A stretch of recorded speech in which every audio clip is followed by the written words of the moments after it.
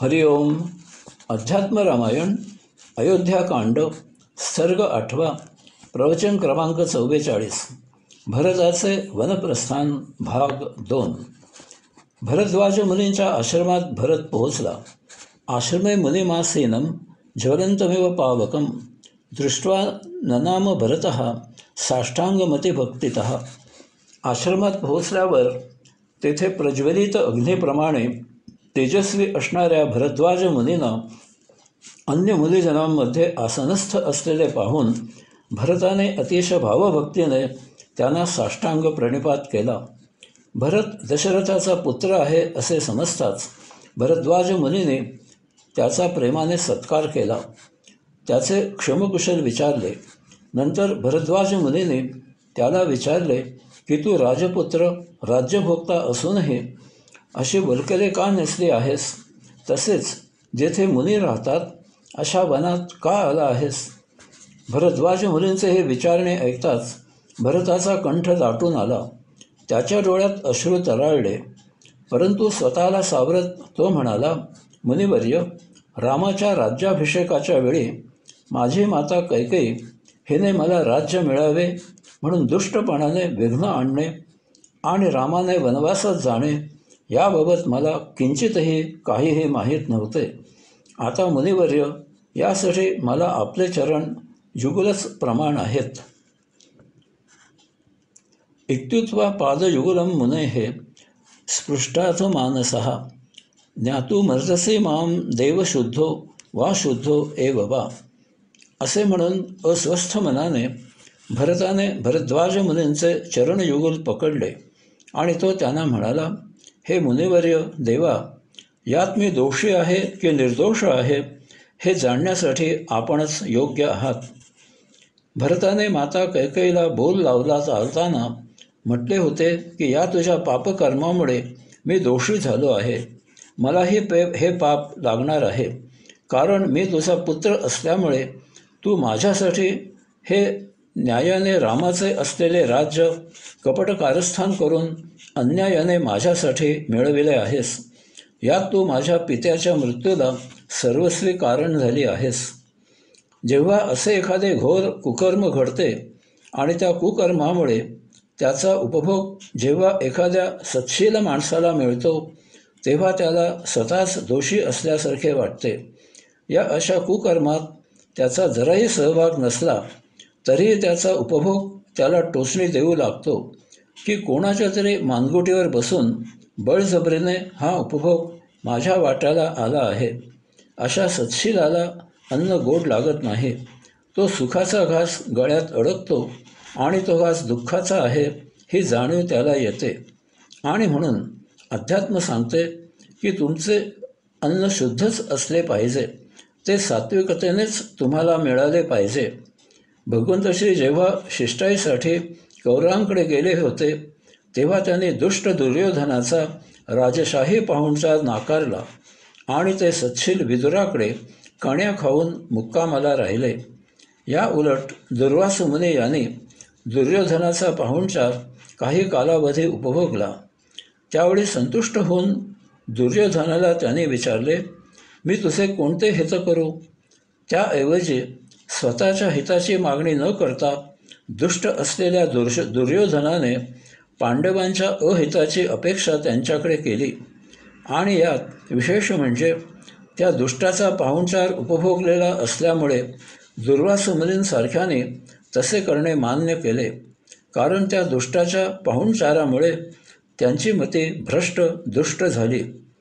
भरत वेळीच जागा झाला आहे. त्यामुळे वसिष्ठ मुनी जेव्हा त्याला राज्याभिषेकाचे विधी करण्यासाठी आले तेव्हा त्याने विनम्रपणे राज्याभिषेक स्वीकारायला सुस्पष्टपणे नकार दिला. त्याला जाणीव आहे की रामाच्या हक्काचे राज्य आहे ते त्यालाच मिळाले पाहिजे. परंतु तरीही तो अप्रत्यक्षपणे कैकेयीचा पुत्र म्हणून स्वतःला अपराधी ठरवत आहे. कैकेयीच्या पोटी त्याचा जन्म झाला म्हणून तिला कुकर्म करायची दुर्बुद्धी झाली असे त्याच्या मनात येत आहे. तसेच अशावेळी लोकापवादालाही तोंड द्यावे लागते. कैकेयीच्या राज्यलोभामध्ये त्याचा सहभाग होता का अशा संशयाची सुई त्याच्याकडे फिरेल का असे त्याला वाटत आहे. कारण या कारस्थानामुळे अंतिमतः राजा तो होणार आहे, राज्यकारभार तो करणार आहे, राज्याचा उपभोग तो घेणार आहे. कारस्थान करणारे कैकेयी नव्हे, आणि म्हणून तो भरद्वाज मुनींकडून स्वतःच्या दोषाचा न्याय करून घेत आहे. स्वतःचा शुद्ध हेतू सिद्ध करण्यासाठी तो भरद्वाज मुनींना सांगत आहे की, मुनिवर्य, माझे स्वामी राम स्वतः विद्यमान असताना मी का म्हणून राज्य करावे? हे मुनिश्रेष्ठा, मी त्यांचा नित्य दास आहे. त्यांच्या आज्ञेत राहून मी त्यांची सेवा करणारा आहे. आजोळहून अयोध्येमध्ये आल्यावर त्याने कौसल्या मातेला आपल्या या कटकारस्थानात सहभाग नाही, आपल्याला याची काहीही कल्पना नव्हती असे सांगितले. कारण कौसल्या मातेचा पुत्र वनवासात गेला आहे. तिला या दुःखाला सामोरे जावे लागत आहे. यामुळे तिला आपण निष्कलंक आहोत हे सांगणे व्यवहाराला रीतीला धरून आहे. तसेच वशिष्ठ मुनी गुहा यांना त्याने या कारस्थानात स्वतःचा सहभाग नसल्याचे सांगितले नाही. याचप्रमाणे पुढे भारद्वाजांनंतर भेटलेल्या वाल्मिकी मुनींनाही त्याने स्वतःचे निर्दोषत्व व्यक्त केले नाही. परंतु भरद्वाज मुनींना हे इतके सविस्तर वृत्त भरत सांगत आहे. याला एक खास कारण आहे.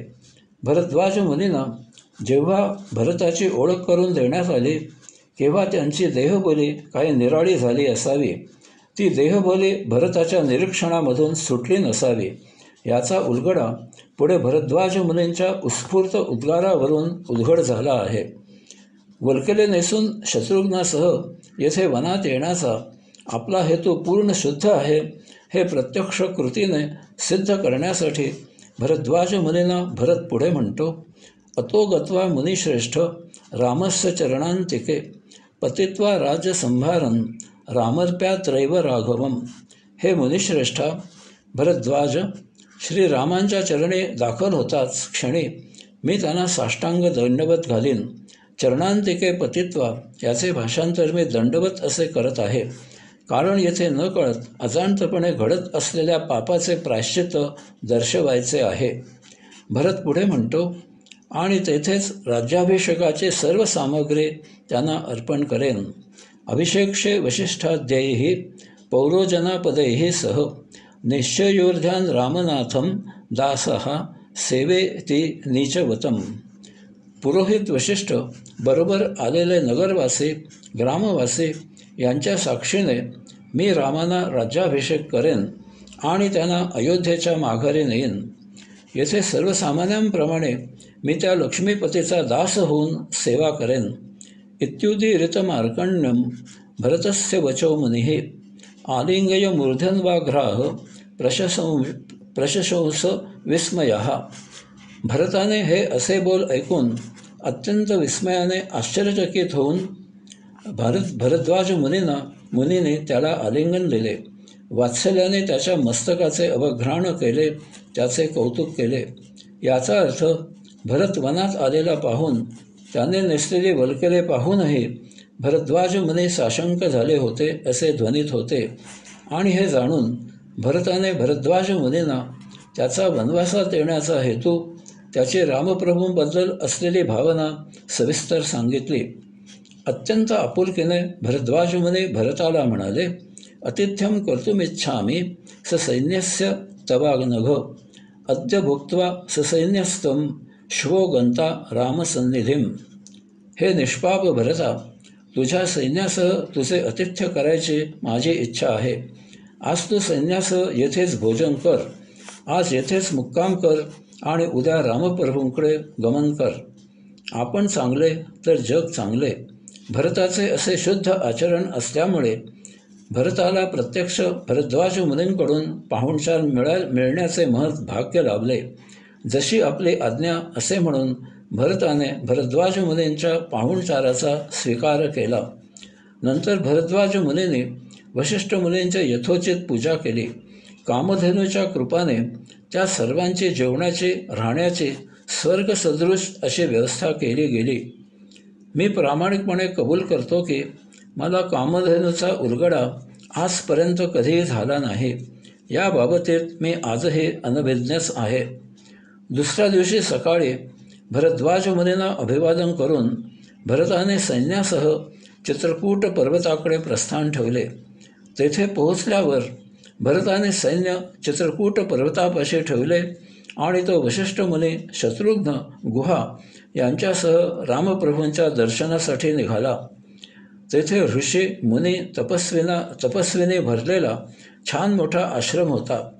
त्याने त्यांच्यात श्री रामप्रभूंना शोधायचा प्रयत्न केला, परंतु त्याला श्री रामप्रभू कुठेही आढळले नाहीत. त्याने त्या तपस्वी, ऋषी, मुनी यांना रामप्रभूंचा ठाव ठिकाणा विचारला. तेव्हा त्याने भरताला सांगितले, पुढे दिसणाऱ्या पर्वताच्या पलीकडील बाजूला गंगेच्या उत्तर टोकावर विविध फळाने तसेच आंबे, फणस वृक्षाने आणि पुष्कळ चंपक, केविदार, पुन्नांग, केळी यांनी वेढलेली अशी रामप्रभूंची एकांत स्थानी कुटी आहे. पुढे गेल्यावर भरत, शत्रुघ्न इत्यादींना श्रीरामांचा प्रकाशमान, रमणीय, सुंदर असा मुनिजनांनी सेविलेला आश्रम दिसला. हरिओम.